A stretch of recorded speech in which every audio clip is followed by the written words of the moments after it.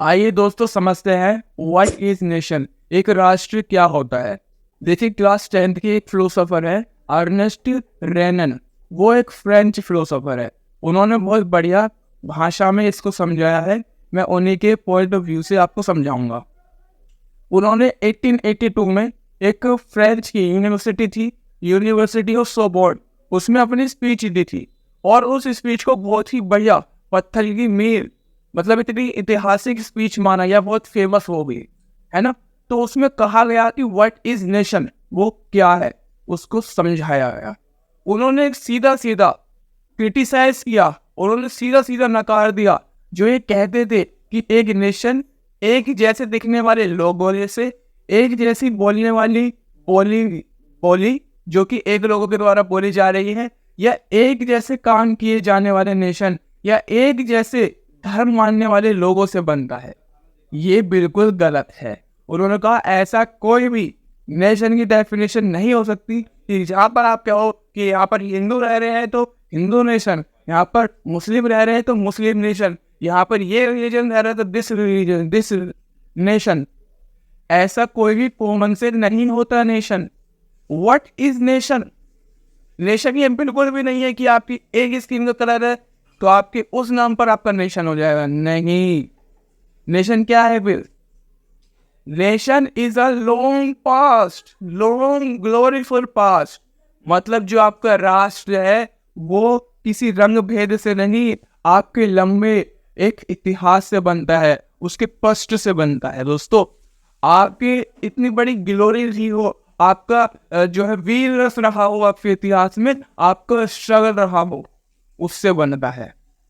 जरूरी नहीं है कि आप जो है एक कलर के देखते हैं या एक धर्म मानते हैं कि नहीं।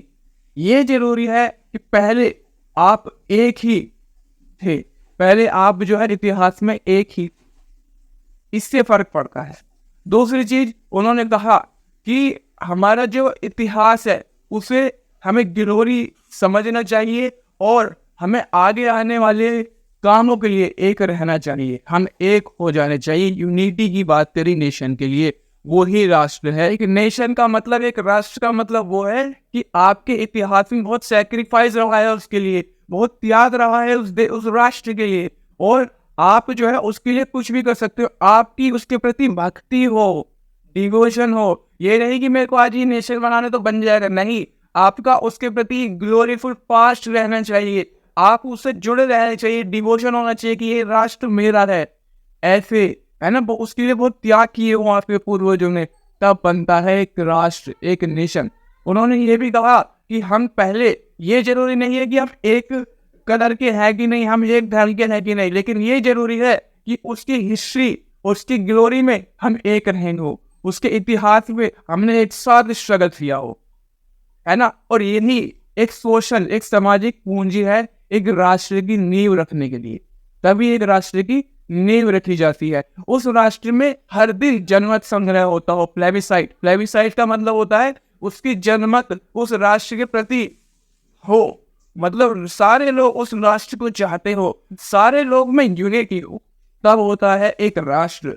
ठीक है दोस्तों, आजकल एक राष्ट्र, हिंदू राष्ट्र की बात चलती है। हिंदू राष्ट्र का मतलब क्या है? हिंदू राष्ट्र का मतलब ये नहीं जहां सिर्फ हिंदू ही रह रहे हो, एक ही रिलीजन के रह रहे हो, नहीं। हिंदू राष्ट्र का मतलब ये है कि वहां पर सब कोई धर्म के रह रहे हो, लेकिन उनमें यूनिटी हो एक राष्ट्र के प्रति। क्यों? क्योंकि हमारे ग्लोरीफाई इतिहास को लेकर, जो हमारा पहले का इतिहास रहा है, उसके प्रति श्रद्धा हो, उसके प्रति यूनिटी हो, और आज हम फ्यूचर को अचीव करने के लिए अपने पास्ट पर प्राउड रखते हुए, अपने पास्ट पर अभिमान रखते हुए आगे बढ़े। यही होता है दोस्तों एक राष्ट्र की पृष्ठभूमि, सामाजिक पृष्ठभूमि, है ना। आपको ग्लोरीफाई हो अपना हिस्ट्री, आपको अपना इतिहास पता हो, और आप जानते हो कि उसके लिए क्या त्याग, क्या डिवोशन किया गया है। यानी हमारा हिंदू राष्ट्र अगर हम जाए, हिंदू राष्ट्र अगर माने, तो हिंदू राष्ट्र कोई एक धर्म से जुड़ा हुआ नहीं है। हिंदू राष्ट्र यानी सबका घर।